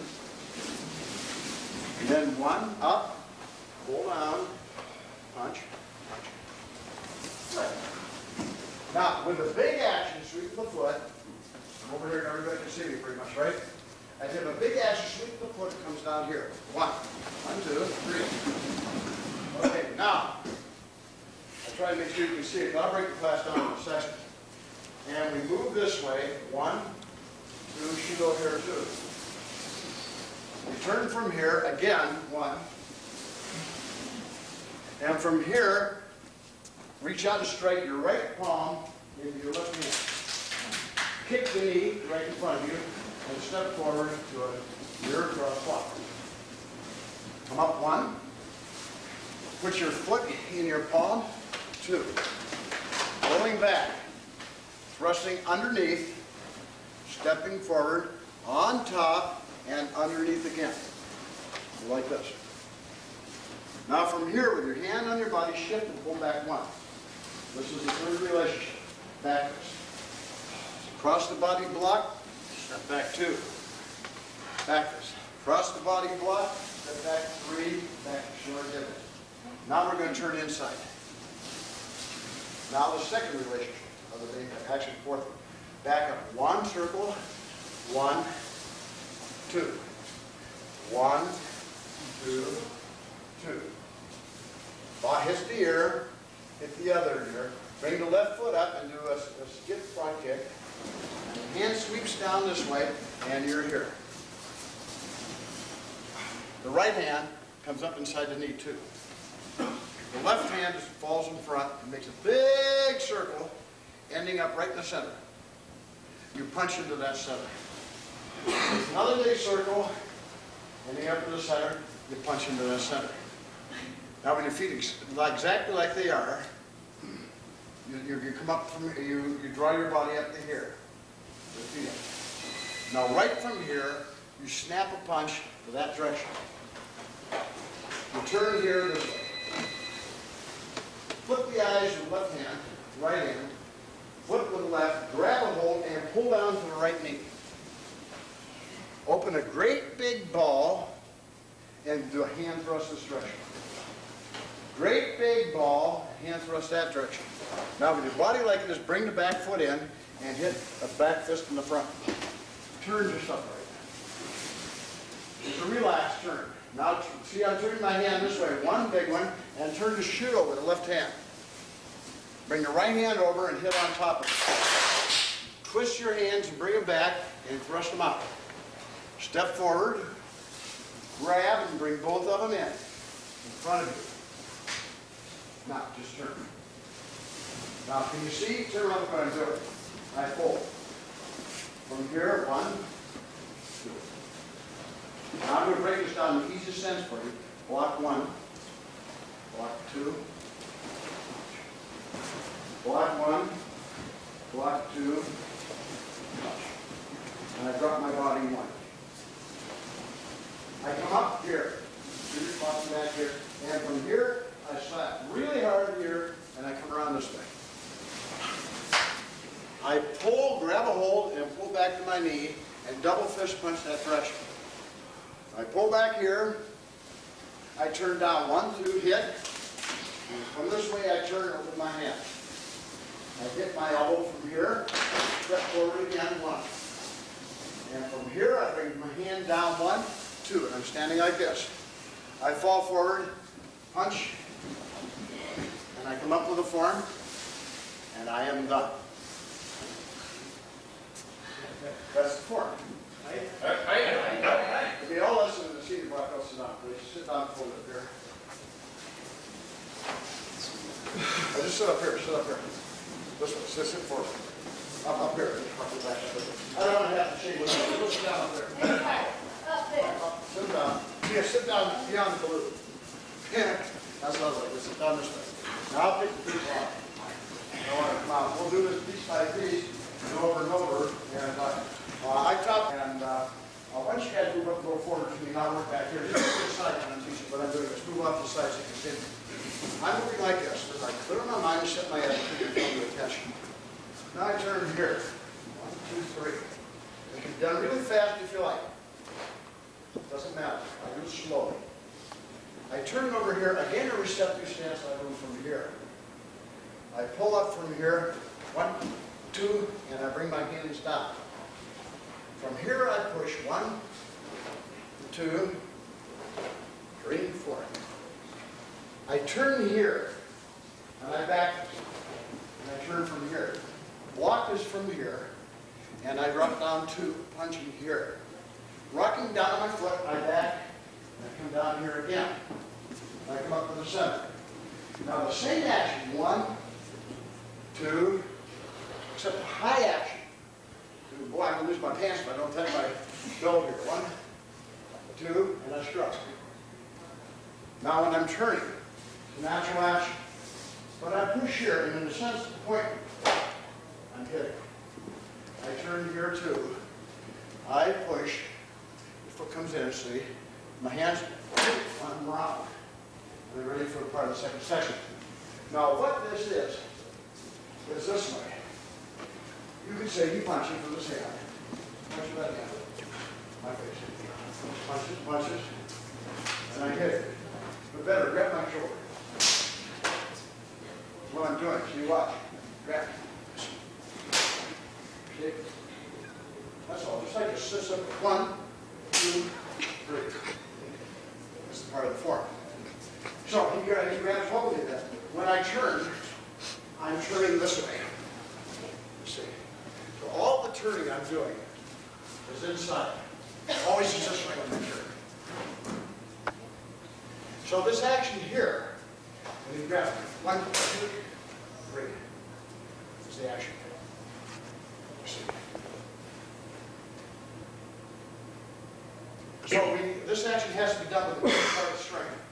Now, of course, you understand basic. But when I'm moving, he reaches for it. I'm moving here. He decides to hit me with that. Boom. Hit me again. See? I'm on the inside of his head. Wait. I'm this way all the way through. Doesn't it show hurt me? Yes. If I am, wait till you get your fingers down here and go to the hip. Boom. The hip. Boom. I'm on the inside of the hands. So these hands, I'm always inside the technique. So this is that part of the reading. Now, going back to the turning technique, if you're kicking for my legs, the other way, you're kicking for this leg here, I block this way, I shift my body here, and I drop here. Somebody else is behind me here. Oh, yeah. When you approach me there, it comes this way. So actually, he's hitting me here. Chinese action, 1, 2, and then immediately 1, 2, and then hitting here. Where should be coming from here? So you're coming right up. You're hoping to push me, and I'm down here. And even though I'm down here, come behind me there. This foot rotates out, and I hit this way. So I'll see you go. You tap from here. Then you come here. You're gonna come up. You're gonna go wham. You're gonna block this way. You come up behind him. Yeah, but he's going to drop way down, almost on his knee.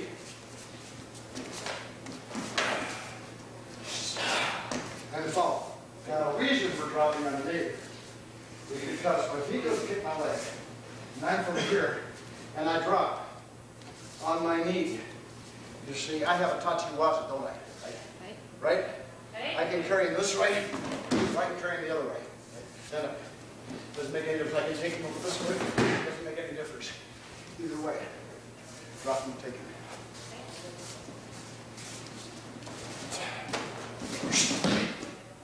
I would prefer to take him the other way.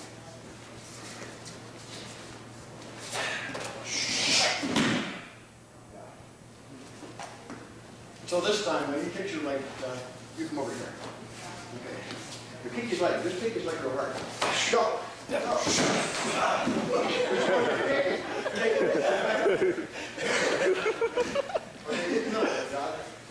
they kick your leg, go. That's why they should watch. When he's kicking my leg, I'm from here, I drop here. Now when he comes, I come like this. I'm not going all the way down, this way never drops. Try it again. Do it real slow. Yeah, you got to bring that foot up. That's why that rising techniques in the later technique, now you're down this way, move down this way. On here, then bring the foot up and kick. In effect, jumping, you could actually jump from that position.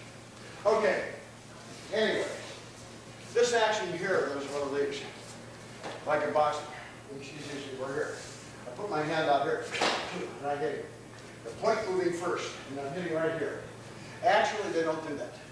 The real technique is when you do it like this, they'll snip your eyes.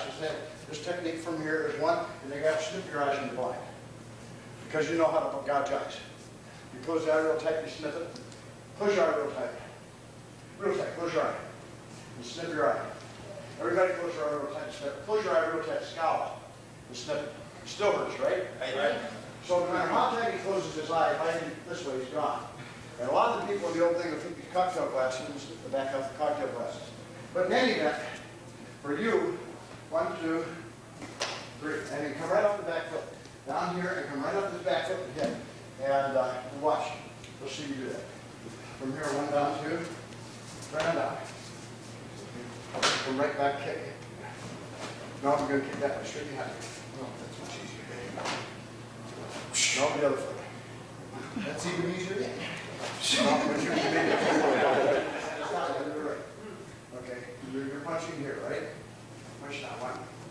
Okay, now rock on the heel this way. No, not that way, on the heel, this way.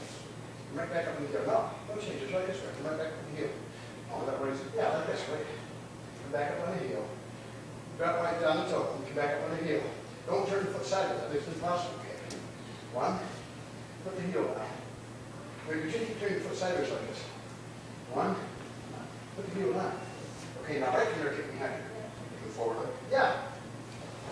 That's right. If you turn the foot this way, that means you're sort of having a 3/4 shirt. It won't work, see? So when you're hitting here, 1, 2, this foot just comes up and the foot goes backwards. It's not a complicated action. This really isn't complicated at all. 2 and turn. See? 2 and up. Sure. Watch again. Move big. Real simple. Okay. We're going here 1. 2. Rock your body up. Back foot. Your body down. Straight. Up to the center. Not hard. That's right. That's fine. Okay. Now keep your body straight. We're going 1, 2. Your body straight. Give me that. Okay, now from here, your foot up, behind you, and down again. Body straight. Okay, come on. See? Now, for you guys who can't do that, you could always do this way. 1, 2, 3. If you can't drop, you have a problem with drops. Okay, let's do my part of it. Now, this is very basic action. Now, I'll walk the form at the right speed. This can be done slow or fast, I prefer slow. Okay, ready? Follow me. 1, 2. Okay, 1, 2, 3, 4.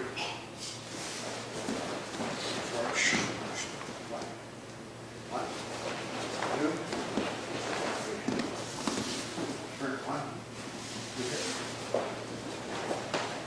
1. Up, 2, up, 2, down. High, same thing before. 1, 2, high, 2, drop. Turn. Your feet are fairly wide on this. Go inside. 2. You got rid of it. Turn. 1, 2. Push your foot out. 1, 2. That's ready for that. Okay, do it again. Over. Isn't that easy? You're not in trouble with that, will you? Let's see the video, John. Go on.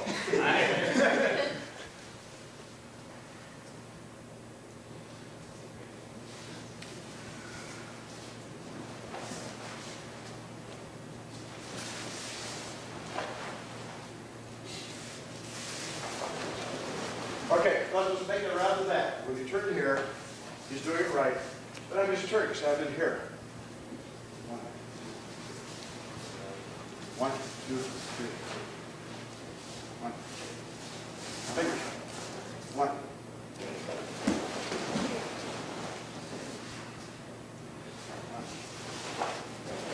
2, 3. Isn't that easy? Turn. 1. 2. Down, block. Drop 2, punch. Kick, back kick. Drop 2.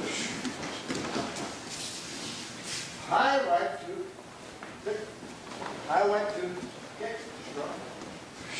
Turn. Fairly wide stance, fairly wide. Just like a little normal. Now 1, 2. Turn.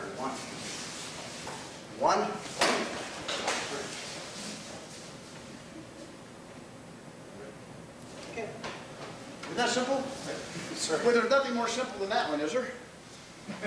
That is simple. It is. You're gonna do it. Matt, what are you doing out there? Go. Is that simple? Ready?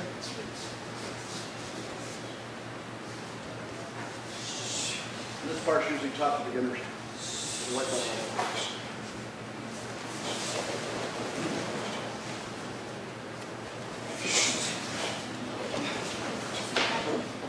Oh, but that's switch lids. Okay. Now let's break this down so simply. Don't try to do it fast, I'll swap your hair. Press down 1, push out 2. You can do this one. Kick. Press down 1, push out 2. Kick. Bring your hands back. Whack. Now from here we just simply go. Turn backwards. Now. Kick. 1. Now up in the center. Now instead of the low section, the same thing high section. 1, 2, kick. 1, 2, kick. Now there's a scrubbing action. 1, 2, 3. Good. Turn wide. Push your hand up. Same side. Push your hand up, pop. Now watch my body when I turn. After I come back here, scrubbing action, turn. 1. Really smooth out. 2. 1. Really smooth. Really smooth. Good. Okay. You guys all sit down. You guys all come up. You've seen it. Here we go. And Quickly, which one 1, 3 you've steps seen on. in Go, that go, go. action when I turn and have somebody look at it. Isn't that nice for me? Yes. That's the easy part. Like it?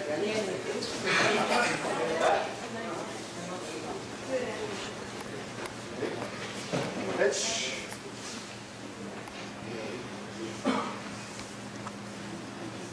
Pitch.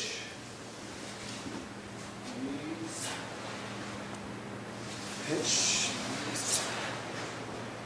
Pitch.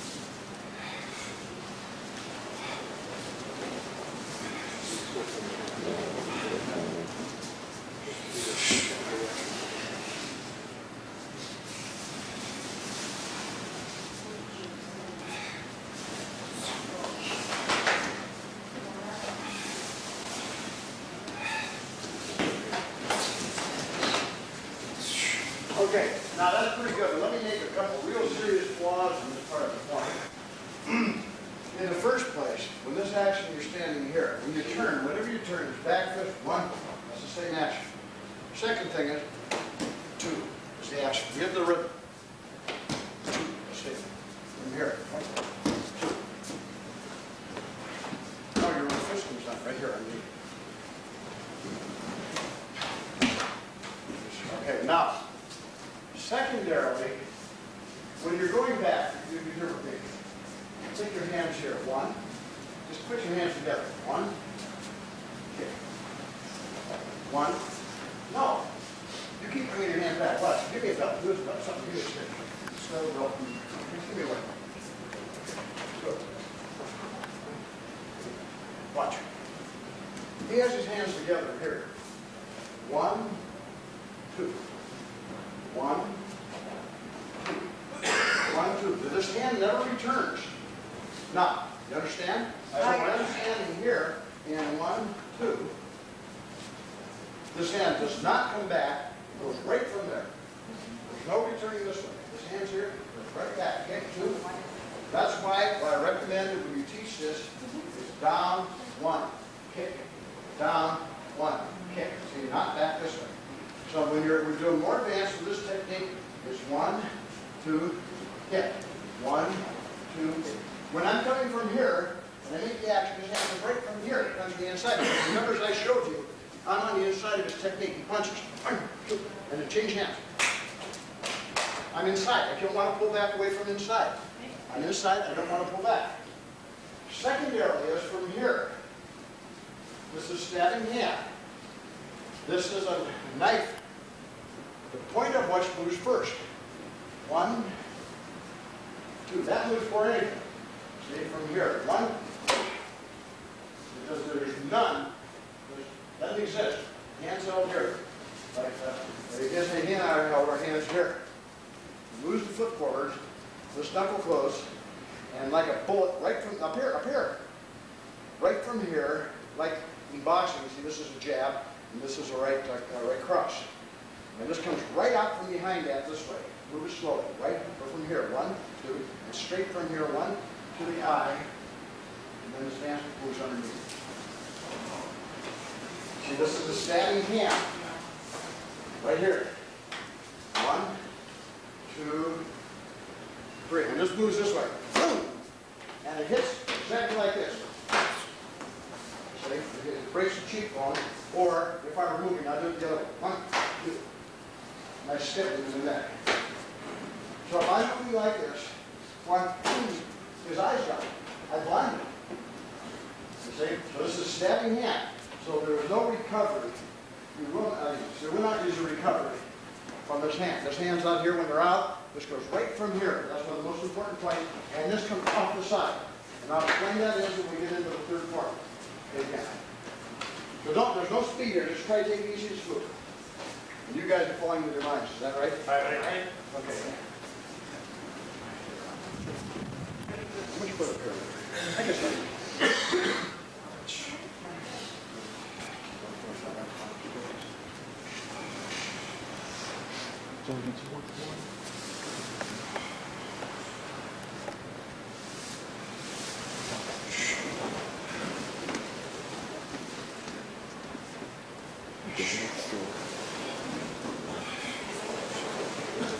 Mike.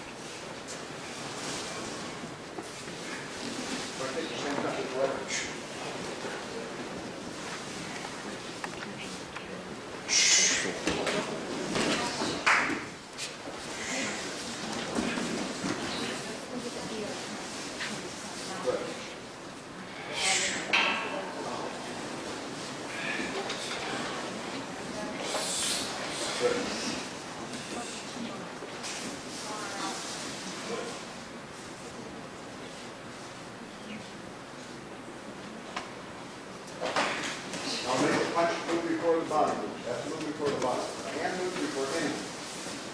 Hand up, hand up, hand up. From the hand moves first. That's a stabbing hand. That's a tough. Okay, now that's really good. You did a good job. Let me make it change down again. Here. No, break back. We're still practicing. So when I'm coming from here, and actually, after I've completed 1, 2, 3, and the front kick, back kick, my hands are from here. Like this. My hand's out here. This is like a Oyama's position. See? Right hand back like this. And I just bring it down. This is the fighting position. So watch what I'm doing if I'm making this a salute. See? I just from here, I pull up. 1, 2. Here. Then from here, 1, 2.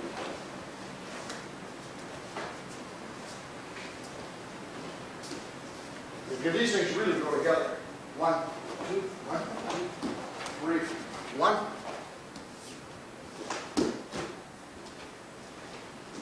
Okay, you guys, one more time. That's pretty good. Isn't that easy? It's so easy, it's incredible.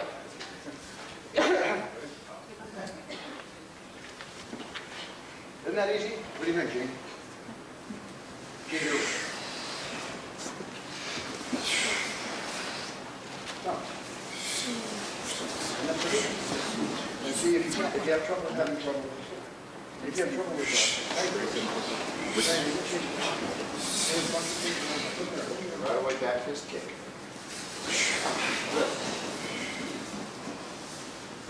Back throw, smack him in the jaw.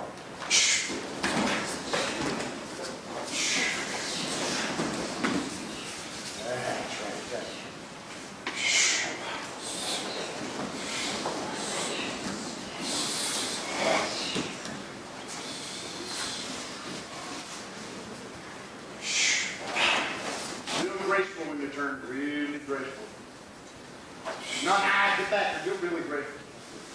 No fast turn, real great. That's right. No, no, no, that's not good. You almost have it, watch. I'm good here too, watch my hands. One, two. See, there's no getting ready, there's not this in the front. This is, see, I'm standing from here, one, two. See, one turn. Like you would grab my wrist, and I'm turning here. So it's just a real simple inside action. I've hit here, my body, when I move, I look at the brace of my body, even though I'm old man, watch. One. It's really, really slick, this action you hit. Very good. It's really smooth. That's a real smooth thing. That's really just so dangerous. Okay?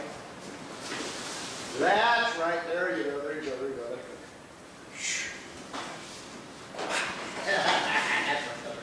good. No, no, same thing, smooth. Don't be jerky. No, get that smoother. That's right. Now the problem with jerkiness, if you're doing shooter aikido, you'll lose your grip. Right. You'll yank it, the guy's still there. Right. You got to pull him, the weight that comes with you before you care pulling him anymore. If you have a Kazushi, the guy's balanced and broken, he's already going, you just accelerate. But if you grab a hold of the guy and yank him, you got to win he moves. Otherwise, you don't have a throw.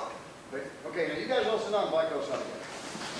Same thing, you know, the black belts can stay out, they're not come back. You already got out. Yes, you said that. Well, John, now looks like you're Shannon, looks like you were getting us down, doesn't it? Twist grip. You have to mix your everything smooth. Yeah, smooth, that's fast. This is fast. Everything else is probably passively slow. Isn't that fun? That's an easy one. But remember, this is only 1/4.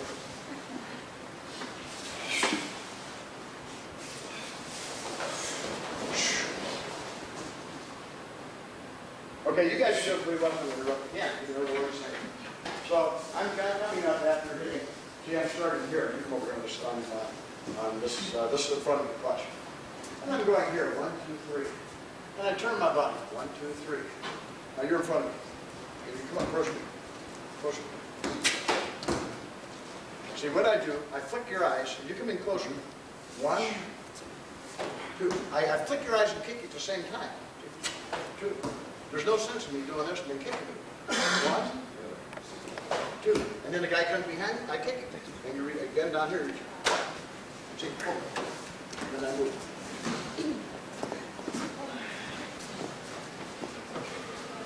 The form is really simple. It's really reasonable. These are really reasonable actions. They're very easy for you to do. Right? They're easy. Yeah. Well, this is the first time I taught this form outside school. You know, the first time it's the same.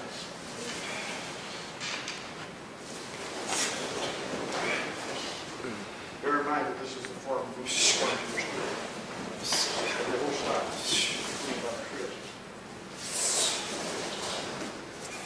No.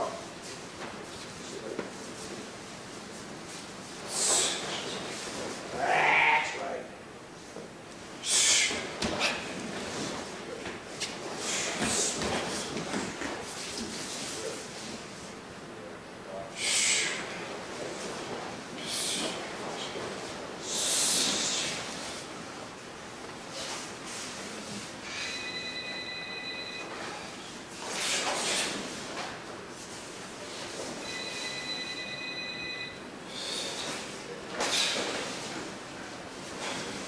Okay, now we're here at the beginning of the second product of this form. Okay, now we're here. Okay, now from here we're in this position. If you have a really beautiful roundhouse kick, skip to the roundhouse. If you don't, do it with the front kick. 1, 2. And you turn 1, 2. Now watch my action. I kick 1, 2. Now let me bring John out here first. Now it's straight on the Now, this action here, I kick, and I turn it behind me. And from here, you've already punched it. And I grab him here, 1, 2, and I hit him. Now, he comes, somebody pushes me from here, pushes from the side. 1, 2, I grab him here. I really poke him down, so he can come from behind me. And I'm catching this here. See, here, and this is a poke. When I'm coming down, 1, 2. Now for this action, I turn around again, I hit his eyes, and I hit him again, or here. Now, from this action, from here, from my hand grip, I take a touchy watch, I throw it with my body, turn, and that's what this is. And I front kick and step forward punch. Right over here again. I'm trying to do this without cracking too much. My foot comes over and I sweep 2, 3, and he's in front. I come up from here and I hit 2, trade his knee, and I turn inside. You're still there. You're getting again. On front kick, roundhouse, and he's over here, and I catch a really big action. The guy comes before me, and he approaches me from the front, and I hit 2. As I'm moving forward, I hit him here, I catch his eyes, and I hit him. Okay, now, he approaches from over here, and I come from here. You're back. Back there. He doesn't know what you're here. 1, 2, and I hit him. He's over here. He approaches me again. And notice this, if you want, I can come. I push here and I hit here. And bringing his body down, I bring his body down in front of me. This hand comes from here, and I'm hitting him like this. Okay. And I come back and go over the other side. These are real simple techniques. Come back here. I've thrown actually more than this, but this is suffice for your shaft. He's here. I push. I turn. He's backing up. Look at that. You're still with me. And I fix your eyes. You're back in the process of backing up. 1, 2, 3, and I kick. He tackles me on the knee. And I kick him here. Turn around. Here. And boom, on the neck. And I'm down here and back up. This action is real simple. This action is real simple here. There's more complicated than that. I'm just giving you just real simple. My hands come up here. Now this action is not understood. He punches for me. See, punch hard. I got him in the eye. So I hit him here. 1, 2. So this is immediate. Punch hard. 1, 2.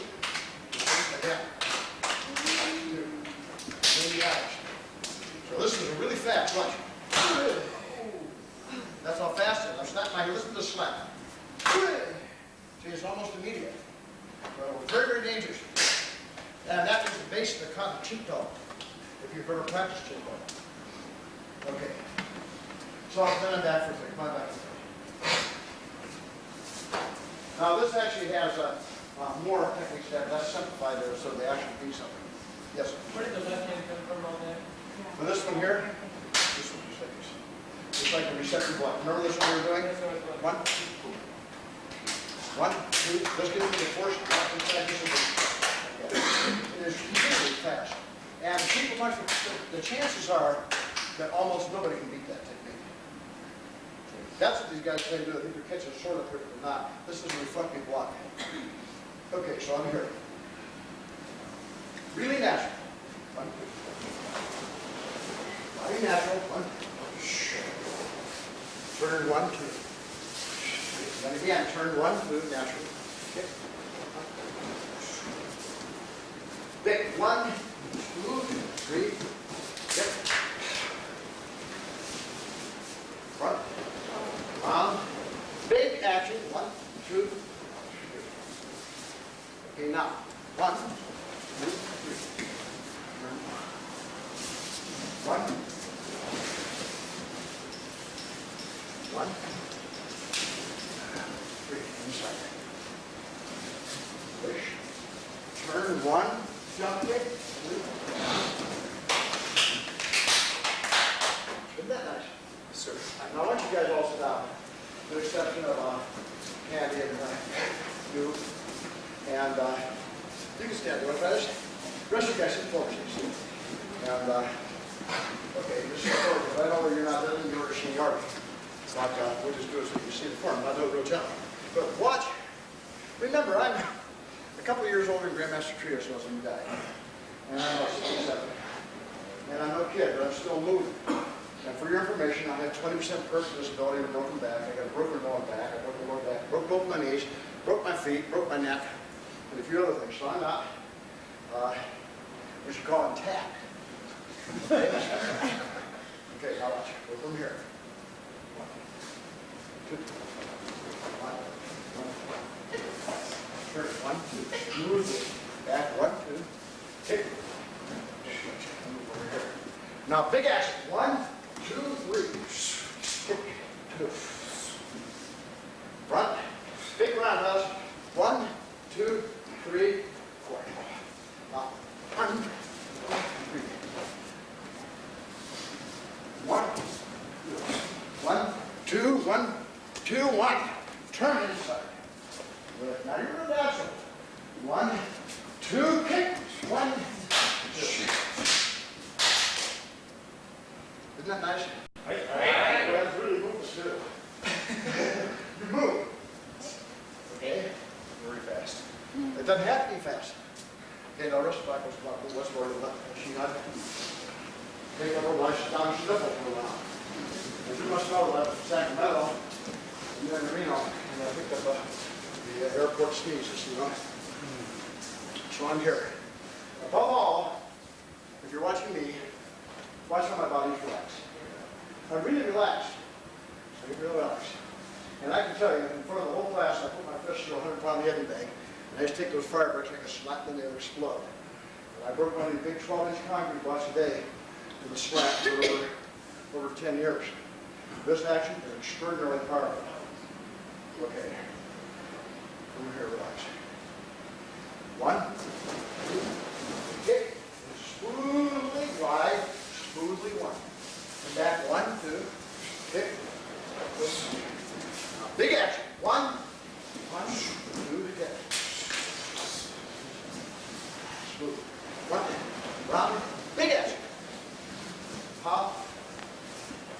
Okay, now, 1, 2, 3. Make those toes big in the back. Now, 1, 2, I throw. Turn, shoot. 1, 2, 1, 2.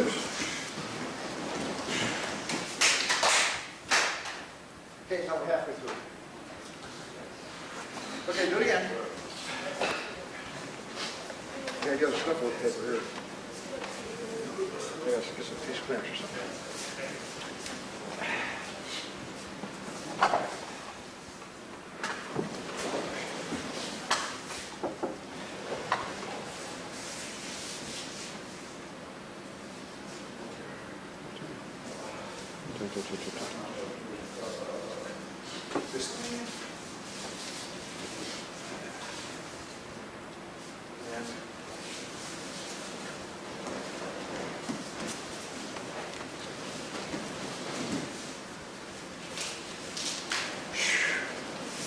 No, not fast enough. Make sure. Look, you're doing a beautiful job on learning. But watch. As I'm coming down here, and I get, watch my body move. 1, 2, 3, 4. Total control. No.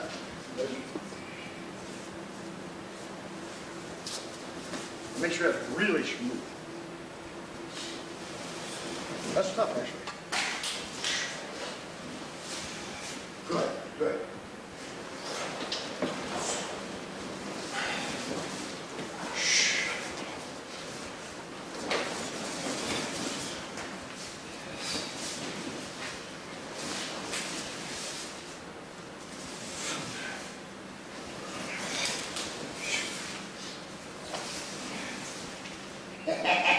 That's right. Don't get the habit of turning fast. There's no fast turns on this.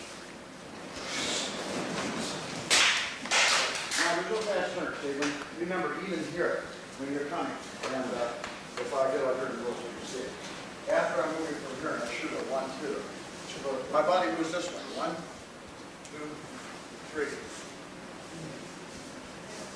See, really succinct. If you're with me, okay, we're from here. We get from here, and your body drops on us down. You come up. Hands are excited, just like this. Really smooth. No jerk or nothing, just. I'm sorry, I have a question. In this sequence, front, round, there's no side kick and back kick and same time? Yeah, sometimes, no, there isn't. No, this is not the same as the other form. The other form is take off on this. This is the form. The other one's a part of the form. Okay, now, when I'm doing this, and I come around with a left foot kick, this is a little more difficult to see, because I'm down here. I kick, I recover. Same time the foot hits this way. You see. It used to be 1, 2. You see, but see, so in other words, when I bring this foot around with this big left foot swing, it comes down. It comes out, back, down. And some people, including me, when they do this form, when I'm bringing my foot around here in a big swing, I'll go this way and then this way. Down. Depends. There's some variations, there's a lot. But the main thing is, there's none of this. This doesn't exist in the comic. It only exists in instruction. There's certain parts that exist with absolute force, not here. Again, that's it. You remember, keep the turn as smooth as you can. When you come around the standing stand, it's this way. You come around, you're real smooth. So if you have pressure moving like this, always just come away. Real smooth action. Just like you're dancing. But it really requires, see how my knees move. Even though I'm not standing very low, my knees are still moving. See, I have an action on my knees. This kind of thing. I'm gawky. I should say gawky is a word? Yeah, gawky. Okay, go ahead.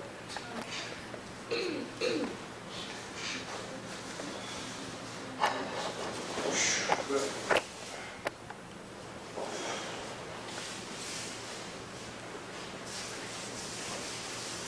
No.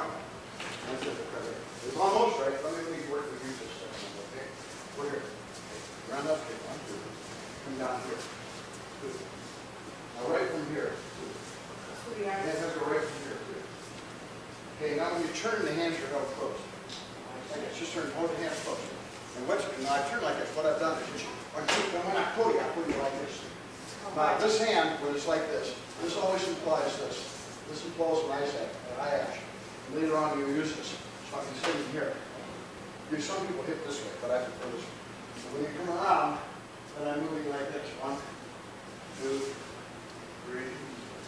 And I can say, keep your kicks in the center line. There's no reason to hold them up. Front kick should be right here. I open mine up too when you go. So keep trying to center line. Okay, back again. You stop.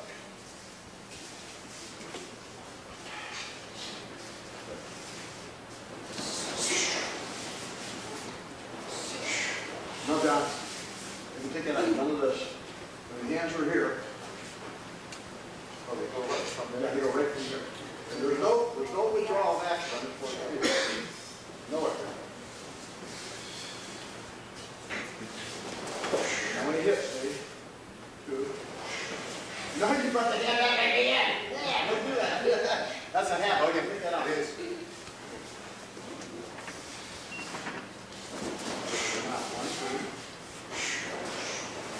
Now the one hand's over your shoulder, right? Left hand. Up here. That's right. Okay. Now as you do right stance facing the front, open your stance forward to the front. That's it, exactly that way. Now turn around. 1, 2, kick. If I kick immediately after that, it's all like one big action. Good. Now 1, 2. No. This is, I'm just adjusting here. You guys a chance to understand. So I get here. Watch my hands. 1, 2. Both hands here. 1, 2. 1, 2. So I'm handing it. Second one. Okay. They're all the same way. They're all this way. All the hands come down this way. 1, 2. It's always that action. It's the same thing as you're doing this. Okay? Okay. Really daily. Action. So we're designed to show you what would be considered this.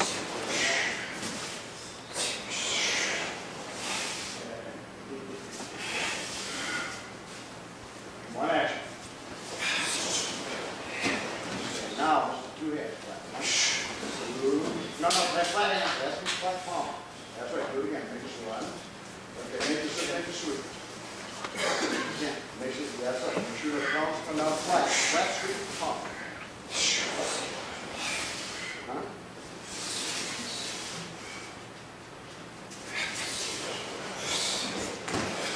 Big flat sweep, right? And then bounce right up and give you a little bit of that. Then that. Bounce right up and give you one action. 3, good. Okay, now drive. 1, 2, 3, right. Just step out, take your punch. Now, go. Now, 30 pivot. Now,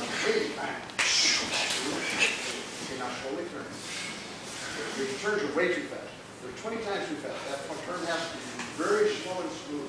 That's where you demonstrate your volume control.